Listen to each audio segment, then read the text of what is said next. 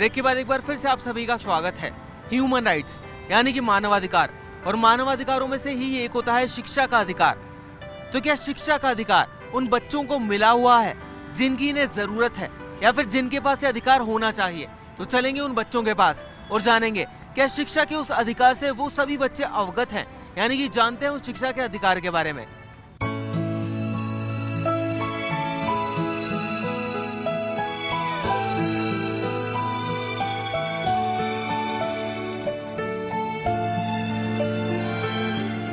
मुझे कहाँ है समझ, क्या है गंदगी, क्या है सफाई।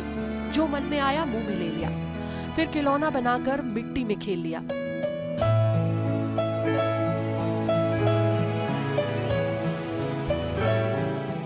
पसंद है मुझको भी स्कूल जाना, लेकिन देखो काम का बोझ भी तो है मुझे ही उठाना।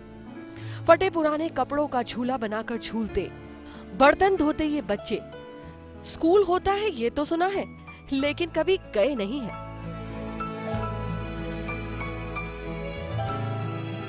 क्या नाम है आपका? साजिद। साजिद कौन सी क्लास में पढ़ते हो? सर क्लास नहीं पढ़ते सर, मैजिक दिखाते हैं। मैजिक दिखाते हो? पढ़ते क्यों नहीं हो? सर मेरा बचपन बीत गया सर। बचपन क्या उम्र है तुम्हारी? सर होगी 15 साल। 15 साल। और तुम कह रहे हो तुम्हारा बचपन बीत गया? यहाँ पर पढ़ा ही नहीं सर मैंने। देखिए इसे ही कहते हैं लाचार बचपन के। 15 साल का वो मासूम बच्चा जिसका भी बचपन भी बीता नहीं है, वो कह रहा है कि उसका बचपन खत्म हो चुका है, क्योंकि वो जादू दिखाने जाना होता है उसे रोज कुछ कमाने जाना होता है, अपने घर में जितने भी लोग हैं उनका पेट पालना होता है। तो तुमसे जानना चाहूंगा, कभी जो बच्चे यहाँ से जाते हैं रोज, हाँ। उन्हें बस्ता टांगे देखते हो किताबों के साथ, तो कैसा महसूस होता है तुम्हें? महसूस तो होता है, दुख भी होता है सर। कैसा लगता है? ये देखो स्कूल जा रहे हैं और हम मैजिक करने जा रहे हैं। अच्छा, मैजिक करने जा रहे हो, तो मैजिक ही क्यों करने जाते हो? सर हमारा भजन कमाना इतना जरूरी है? क्या करें सर, हमारा यही काम है सर। किसने कहा यही काम है तुम्हारा? सर हमारा ही काम है सर, ये जादूगर। अच्छा, पापा क्या करते हैं बेटा? पापा बड़ा खेल करते हैं, एक कबूतर के 3 कबूतर बनाते हैं।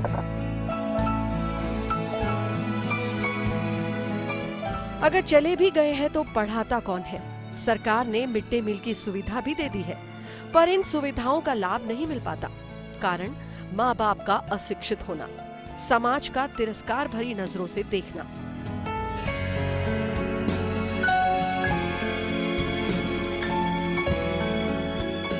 मम्मी पापा बोलते सिर्फ पालिश करके खाओ, धंधा करके खाओ, बस सिर्फ पालिश करके और धंधा करके खाओ। तो आप लोगों का मन होता है स्कूल जाने का, स्कूल में पढ़ने का, कपड़े पहनने का, स्कूल में किताबें पढ़ने का? नहीं होता है, मम्मी पापा भेजते हम तो पढ़ लेते, पर मम्मी पापा ऐसे बोलते कहता काम पे चल जाओ।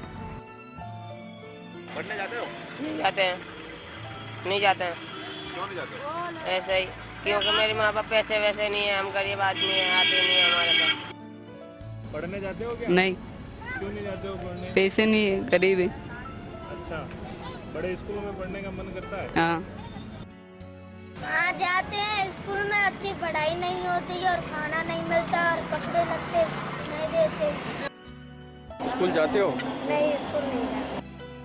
कच्चा खाना देते हैं, रोटी सही नहीं सेकते हैं, जली हुई रोटी देते हैं और कहते हैं तो फिर यहाँ और कहते हैं खाओ तो खाओ, नहीं तो मत खाओ।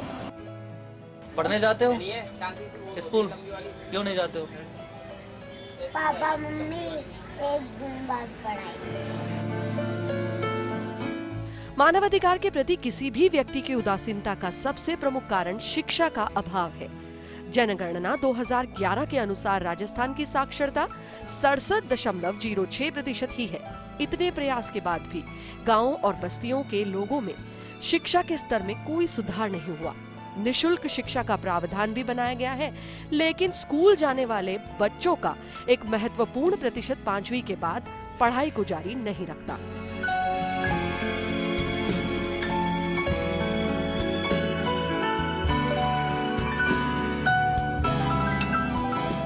सबकी अपनी कहानी है, अपनी मजबूरियां हैं। हर बच्चा पढ़ना चाहता है, स्कूल जाना चाहता है, लेकिन कौन है जो अपना बचपन कचरे बिनते हुए निकालना चाहेगा? आबादी का इतना बड़ा भाग अशिक्षित है और आने वाली पीढ़ी भी ऐसे ही अशिक्षा की ओर बढ़ रही है।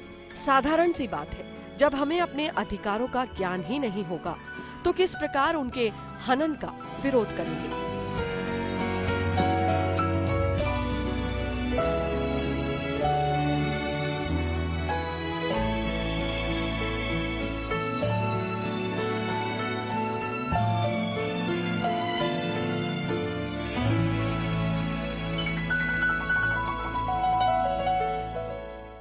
तो चलिए अब आगे चलते हैं और बात करेंगे स्वास्थ्य सुविधाओं की कि किस तरह की स्वास्थ्य सुविधाएं इन्हें मुहैया हो पा रही है।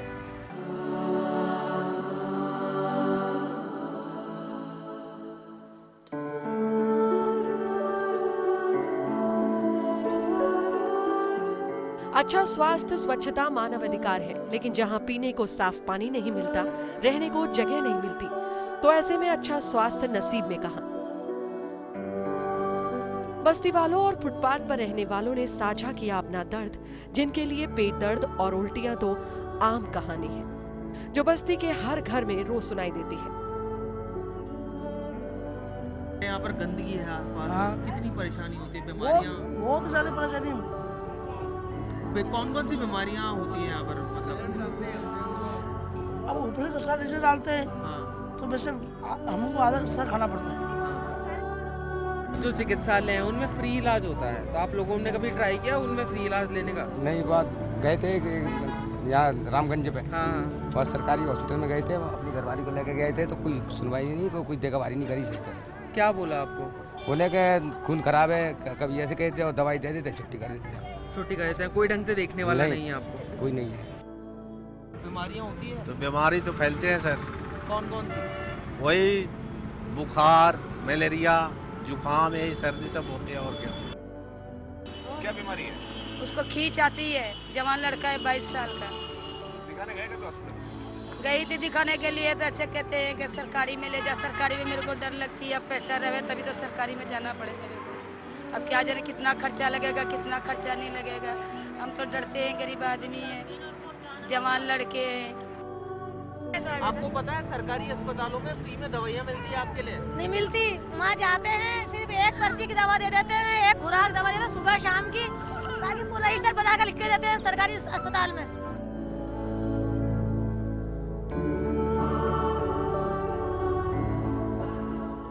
सरकारी डाटा के अनुसार राजस्थान में 15 से 49 साल की 54.6% महिलाएं एनीमिक है। न्यूट्रिशन की कमी के चलते बच्चों में यह स्थिति 52.5% है। ये डाटा पिछले साल का नहीं है, लेकिन फिर भी सरकार योजनाएं चलाकर गरीबों की मदद करने की कोशिश कर रही है।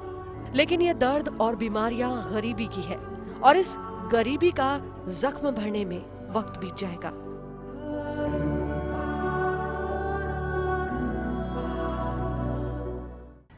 यूं लगता है कि ये बस्ती एक दुखता फोड़ा है, यूं लगता है कि ये बस्ती एक जलता कढ़ाव, यूं लगता है जैसे खुदा नुक्कड़ पर बैठा हुआ टूटे फूटे इंसानों को औने पौने दामों पर बेच रहा हो।